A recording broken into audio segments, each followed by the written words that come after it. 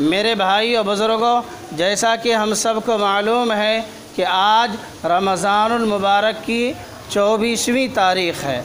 आज ये 24वां रोज़ा है।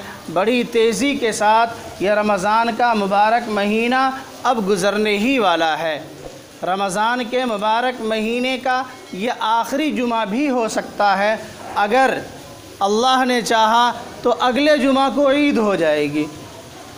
ये अल्लाह की मर्ज़ी है। अल्लाह ही को मालूम है कि कब ईद होगी कब नहीं होगी।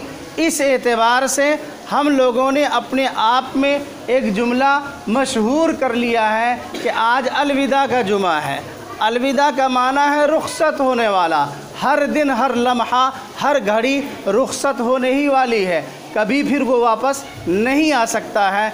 इसलिए ये एक कहने वाली सिर्फ बात है, वरना शरीयत में इसकी कोई हैसियत और अहमियत नहीं है। अलबत्ता अफसोस का मकाम है ऐसे लोगों के लिए, गम का मकाम है ऐसे लोगों के लिए जिन्होंने रमज़ान का मुबारक महीना पाने के बावजूद कुछ नहीं किया। खाली झोली पहले भी थी, अब भी खाली झोली है। फूटी किस्मत पहले भी थी, रमज़ान का मुबारक महीना पाने के बावजूद भी उसकी किस्मत फूटी की फूटी रह गई।